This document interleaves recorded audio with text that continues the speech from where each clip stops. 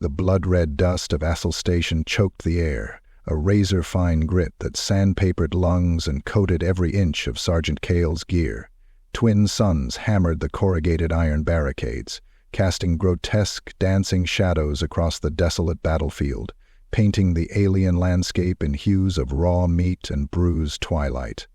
For weeks, humanity had clung to this strategically worthless rock, a fly speck in the galactic void. For weeks they'd stood defiant, guns hot, ready for anything the cosmos could throw at them. They were ready for anything, except this, until the null forms arrived. Cale spat a mouthful of dust, the metallic tang mirroring the bile rising in his throat. He'd earned his stripes in the grinder wars against the obsidian swarm, insectoid nightmares that swarmed and clawed until nothing remained but bone and regret. He'd faced down the bioengineered horrors of the Genesis Collective, walking plagues that turned flesh to festering rot. But this was something else entirely. This wasn't war. This was an unraveling of reality itself. This was fighting a ghost, a living glitch in the Matrix, a nightmare made flesh and void. "Report, Lysander!" Commander Rorik's voice, a granite rasp honed in 1,000 firefights, blasted through Kael's comms, barely masking the undercurrent of steel-edged tension. Even Rorik, the unbreakable mountain, sounded like he was walking on the edge of a knife. Specialist Lysander's reply was thin, strained, a wire stretched to breaking point. "Negative contact pattern, Commander. Still, nothing coherent. Their movements. Sergeant, they're wrong. They're illogical." The last word hung in the comms channel, a chilling echo in the swirling dust storm. Illogical. It was the word that clung to everything, a suffocating shroud of incomprehension. It was a word that shattered every doctrine, every training manual, every hard-won lesson etched in human blood across the stars. The null forms. They weren't crystalline like the brittle shard, nor insectoid like the ravenous swarm, nor biological in any way that Earth science could even categorize. They were glitches, distortions, shimmering, amorphous voids that warped space itself, bending light and sanity around them. One blink and they were shimmering shadows on the scorched horizon. The next, they were tearing through reinforced ferrocrete like it was paper, their attacks as random and devastating as cosmic radiations. Their weapons, gods their weapons, not energy beams, not projectiles, not even gravity weapons, something far more insidious, far more wrong. A psychic tremor, a sickening lurch in the gut and the mind, followed by a catastrophic unraveling of neural pathways, of muscle memory, of self. Soldiers, hardened veterans who'd laughed in the face of orbital bombardment, were reduced in seconds to drooling, whimpering husks, their bodies untouched, but their minds shattered, fragmented into a million screaming pieces, lost in the void. This was psychological warfare weaponized to an unthinkable extreme. The initial hours had been a massacre. Human tactics forged in the crucible of millennia of terrestrial and interstellar conflict, tactics honed against enemies who fought for territory, for resources, for understandable reasons, were utterly laughably useless against this alien anomaly. Flanking maneuvers became instant death traps, perfectly laid ambushes that somehow turned against the ambushers. Fortified bunkers became inescapable prisons, bypassed as if they didn't exist.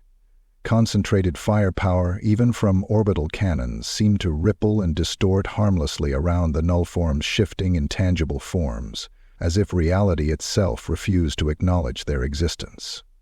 The first day was a blood-soaked, terror-fueled descent into chaos, a blur of panicked retreats, spiraling casualty reports, and the dawning, bone-chilling realization that humanity was facing something it could not comprehend, something it might not be able to survive. This was not just a war, it was an existential threat. But humanity, in its infuriating, indomitable fuck-yeah spirit, did not break. They bent, they adapted, they evolved. Instead of collapsing into despair, they began to claw their way back, inch by bloody inch, fueled by a primal refusal to become extinct. This was the human spirit in its rawest, most potent form, unyielding, unbreakable, unbowed. Commander Rorik, a legend whispered in hushed tones across 100 battlefields, a man whose strategic genius was surpassed only by his terrifying calm under fire, had issued a galaxy-shattering order. Cease all conventional engagement protocols immediately. His voice, amplified across the comms net, cut through the rising tide of panic. If they operate outside the parameters of logic, if they fight beyond reason, then we will meet them there. We will discard logic. We will embrace the illogical. We will fight them illogically. It was a gamble of cosmic proportions, a desperate throw of the dice in a game where the stakes were nothing less than the survival of the human race. This was the moment humanity chose defiance over despair. The initial reaction was stunned silence, followed by a rising tide of bewildered confusion, bordering on open rebellion. Illogical warfare. It sounded like madness, battlefield suicide orchestrated by a commander who had finally snapped under the unimaginable pressure. But Rorik was not mad. He was cornered, yes, pushed to the very brink of sanity. But desperation, when channeled through human ingenuity and raw willpower, was a weapon more potent than any plasma cannon, a catalyst for innovation that could forge miracles from the ashes of despair. Lysander, hunched over his flickering sensorium, eyes bloodshot, fingers flying across the console, became the unlikely linchpin of this insane strategy. He wasn't searching for patterns in the nullform's attacks. There were none. He was hunting for the absence of patterns, for the hidden structure within the chaos. He buried himself in forbidden texts, in the arcane mathematics of higher dimensions, in the fractured logic of quantum entanglement, desperately seeking a key, any key, to unlock the alien enigma. Days bled into nights, fueled by synth caffeine and the burning urgency of humanity's survival. Then, in the heart of the digital storm, he found it. A flicker, a ghost of a structure. "Commander," the Sanders voice, raw with exhaustion and adrenaline-fueled epiphany, cracked through the comms, electrifying the command bunker. I think I've got it. Their movements aren't random. They're anti-predictive. They anticipate our predictions, and then they negate them. They're playing a game of fifth-dimensional chess, and we've been trying to play tic-tac-toe. Their chaos, it's deliberate. The revelation hung in the air, a terrifying paradox that somehow, impossibly, made sense. The nullforms weren't mindless chaos. They were organized chaos. Rorik's eyes, cold and sharp as glacial ice, narrowed, a flicker of grim understanding igniting within their depths. Anti-predictive warfare, a strategy built on the negation of strategy itself. "Sergeant Kale, execute directive irregularity, immediately. Disband all formations, no more lines, no more flanks, no more predictable anything. From this moment on, we fight as anomalies, as ghosts in their machine." The order was insane. It was brilliant. It was humanity at its most terrifyingly, beautifully adaptable. This was HFY in its purest, most potent form. The shift was instantaneous, seismic. Rigid squads dissolved into fluid, independent fire teams. Formal communication protocols shattered, replaced by instinct, split-second decisions, and a terrifyingly efficient network of prearranged, seemingly nonsensical trigger phrases. Coded chaos designed to be utterly incomprehensible to the nullform's alien perception. Patrol routes became erratic, unpredictable zigzags across the blasted landscape. Formations twisted and shifted like smoke in the wind, defying any attempt at analysis or anticipation. Humanity was becoming the chaos they were fighting. The next nullform wave crashed against this new human defense like a tsunami against an invisible wall. The predictable, linear lines of soldiers, the neatly organized formations that had been easy prey, were gone, vanished into a swirling, chaotic miasma of human defiance. Instead, the nullforms found themselves facing a fragmented, shifting, utterly unpredictable enemy. Each fire team a self-contained unit of controlled chaos, their movements seemingly random, their attacks utterly without rhyme or reason, to any logic but their own. Kale, leading his fire team, Jax and Lena moved through the shattered remains of Ethel Station like a phantom predator in a crimson storm, every sense screaming, every nerve ending alight, his mind emptied of tactics, filled only with pure instinctual reaction. They weren't thinking about flanking maneuvers or suppressing fire. They were feeling the battlefield, anticipating the null forms, not with logic, but with a primal, intuitive understanding of the chaotic dance of death. This was human instinct weaponized, honed to a razor's edge by generations of survival. A null form shimmered into existence directly in their path, a rippling void in the air, a distortion of reality that made the stomach churn and the mind recoil in primal terror. Jax, without conscious thought, unleashed a burst from his pulse rifle, a chaotic spray of energy rounds aimed not at the null form's center, for it had none, but at the space around it, disrupting its very existence. Lena, moving with the fluid grace of a dancer, flanked the shimmering anomaly, her heavy plasma cannon spitting arcs of superheated energy in a wide, unpredictable sweep, creating a curtain of searing chaos. Kale, meanwhile, didn't fire. He didn't order. He simply moved, not towards cover, not directly at the enemy, but away from both, in a direction that made no tactical sense, a movement as baffling and illogical as the null forms themselves. The null form, its alien consciousness undoubtedly expecting a predictable human response, a desperate retreat, a concentrated barrage, a textbook flanking maneuver, faltered, hesitated. Its entire anti-predictive combat algorithm, meticulously designed to exploit the rigid predictability of human warfare, suddenly crashed against a wall of pure, unadulterated human chaos. There was no logic to exploit. There was no pattern to anticipate. Kale's illogical movement, his deliberate embrace of the nonsensical, created a critical void, a chaotic blind spot in the null form's perception, a variable it simply couldn't compute. Jax's chaotic pulse rifle fire, combined with Lena's wildly arcing plasma barrage, slammed into the momentarily disoriented null form, catching it in that fleeting instant of alien confusion, that critical flicker of computational overload. The combined fire, though not conventionally devastating against a tangible foe, was enough. Against the fragile, reality-bending structure of the null form, it was a fatal overload. The entity shimmered violently, its form convulsing and distorting at an accelerated rate before collapsing inward with a silent, implosive ripple, leaving behind only a patch of inert, strangely still crimson dust, a void in the chaos. Kale, Jax, and Lena exchanged grim, dust-caked glances, a flicker of feral satisfaction passing between them. It was working. Illogical warfare, the strategy that sounded like madness, was actually, terrifyingly, working.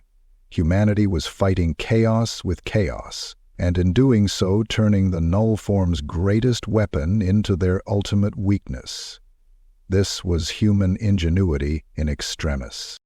Across the blood-red plains of Ethel Station, echoes of this chaotic dance of death were playing out in 1,000 brutal skirmishes. Human fire teams, operating with seemingly reckless, suicidal abandon, were systematically dismantling the null form assault, piece by illogical piece. The aliens' carefully crafted chaotic strategies, designed to shatter human logic, were being brutally, efficiently turned against them. Humanity had become the ultimate unpredictable element, the chaotic variable that the null forms, in all their alien incomprehensibility, simply could not process or counter. This was human adaptability pushing the boundaries of what was considered possible. The battle raged for what felt like an eternity under the twin crimson suns, a swirling vortex of illogical maneuvers and brutal close-quarters combat. Human casualties miraculously were plummeting, defying all initial projections. The chaotic swarm tactics, the reliance on instinct over protocol, the terrifying embrace of the illogical, were proving devastatingly effective, pushing the null forms back, driving them to the brink of something. Humanity was not just surviving, they were winning. From the command bunker, Rorik watched the chaotic sensorium displays, a cold, almost inhuman smile hardening his lips. "They're unraveling," he murmured, the chilling irony of his words resonating through the tense room. "Their logic, or lack thereof, is their undoing. And we have finally learned to speak their language, the language of chaos." Nurse Lyra, tending to a wounded soldier nearby, paused, her brow furrowed with a mixture of awe and apprehension. "Commander," she said softly, "it's terrifyingly effective, but is this who we are now, fighting like animals?" Rorik turned to her, his eyes burning with an unnerving intensity. "Animals, nurse? No. Humans. We are not bound by rigid systems, by predictable algorithms, by the limitations of linear thought. We adapt, we improvise, we innovate. We learn faster than any species in this galaxy, and we are not afraid to discard everything we know, every sacred principle, every cherished doctrine, if it means survival, if it means protecting humanity. This is not savagery, nurse. This is evolution." This was the brutal, beautiful truth of humanity's survival strategy.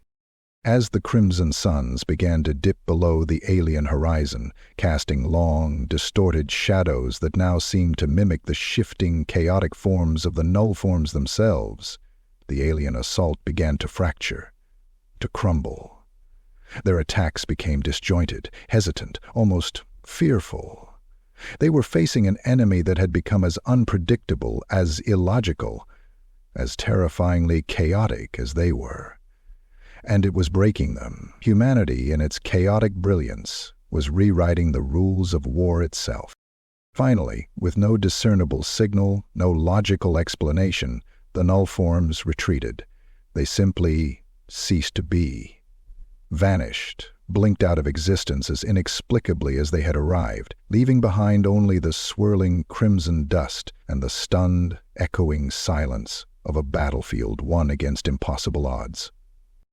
The silence was broken only by the ragged, exhausted breaths of surviving soldiers, by the distant, hopeful hum of medevac transports, and by the quiet, almost reverent murmur of disbelief and awe rippling through the human lines. Humanity had done it. They had stared into the abyss of illogical warfare, and they had not just survived, they had triumphed. Against an enemy that defied all known laws of combat, they had won by breaking the very rules of logic itself. This was a victory forged in chaos, a testament to the unyielding human spirit. Cale stood amidst the settling crimson dust, his pulse rifle hanging limply in his hand, staring out at the empty, blood-red horizon, the twin suns casting him in stark silhouette. He understood now. The null forms, in their alien arrogance, had underestimated humanity's ultimate weapon, its boundless, terrifying adaptability, its unparalleled capacity for lateral thinking, its innate, primal willingness to tear up the rule-book and fight with pure, unadulterated instinct, fueled by the burning fire of survival. This was the human edge, the unpredictable factor that no alien algorithm could ever truly calculate. He looked back at the battered, dust-streaked faces of his fire team, at the weary, resolute figures of his comrades silhouetted against the dying crimson light. They were exhausted, battered, scarred, but alive. They had stared into the heart of illogical warfare, and they had not flinched. They had learned, they had adapted with terrifying speed, and they had prevailed. This was the HFY moment, the moment that would echo through human history. Whether the Lions takes it west or stays, this is Helio's choice too. Somewhere out there, beyond the crimson dust and the dying twin suns of Aethel Station, amongst the cold, indifferent stars, the null forms were undoubtedly re-evaluating their strategies, attempting to process the impossible data of their humiliating defeat. They had encountered a species that could not fight by the rules of logic, because humanity understood a fundamental, terrifying truth. Sometimes the most logical, most effective thing to do is to become utterly, terrifyingly illogical. And that, Cale thought, spitting one last gout of dust into the crimson wind, was a lesson the galaxy was about to learn. Again and again, the hard way, humanity's capacity for brutal, efficient, and utterly unpredictable adaptation was not just a military strength. It was a terrifying, beautiful, and ultimately profoundly human art form. And the null forms, the harbingers of chaos, had just become its newest, most bewildered, and deeply traumatized audience. This was not the end. This was just the beginning of humanity's illogical war.